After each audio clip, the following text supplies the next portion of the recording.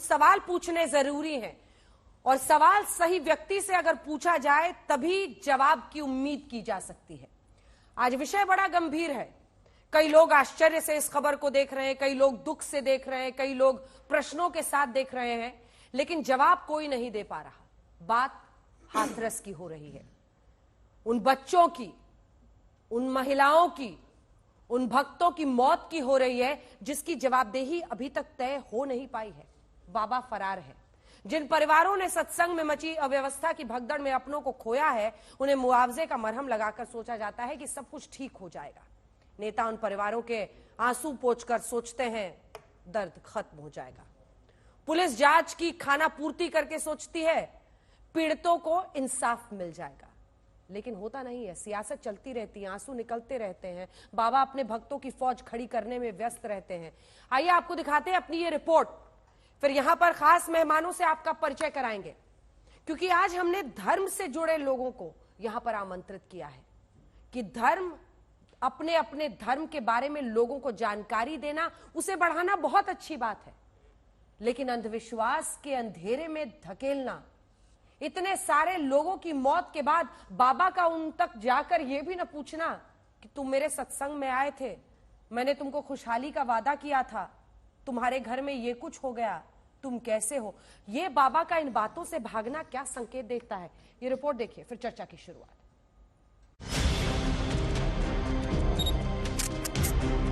अतीत का तो प्रायश्चित करना ही पड़ेगा।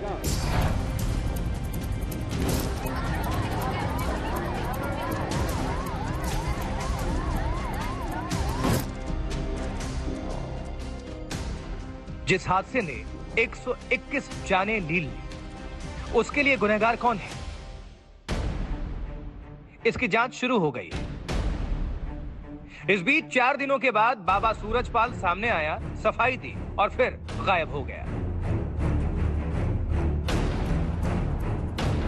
सुनिए बाबा ने कल कैसे कहा था कि कुछ उपद्रवी आए थे।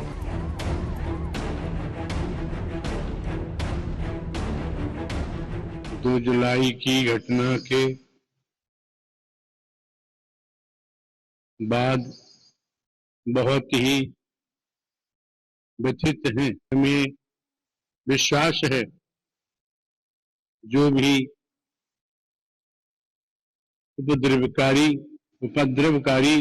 हैं वो बख्शे नहीं जाएंगे। लेकिन इन सवालों का जवाब बाबा के पास नहीं है कि 4 दिन तक बाबा कहां गायब रहा। उसे हमदर्दी थी तो मारे गए लोगों के परिजनों की खोज खबर क्यों नहीं ली? उपद्रवियों ने सब कुछ किया तो बाबा ने पुलिस को पूरी जानकारी क्यों नहीं दी? 4 दिन के बाद एक बयान और फिर बाबा गायब क्यों? लाखों लोग उसके कार्यक्रम में जुटते थे, इंतजामों पर उसकी नजर क्यों नहीं रहती थी? आखिर बाबा हर जिम्मेदारी से कैसे पल्ला झाड़ सकता है? इस बीच मामले की जांच शुरू हो चुकी है। कल 3 सदस्यीय न्यायिक जांच आयोग ने हाथरस और सिकंदराराऊ में जाकर मौके की जांच पड़ताल की और पुलिस प्रशासन के अफसरों के बयान दर्ज किए। न्यायिक जांच आयोग अपनी जांच कर रहा है, लेकिन पुलिस इससे पहले ही मुख्य आयोजक मधुकर के सिर पर ही पूरी जिम्मेदारी थोपती हुई नजर आ रही है।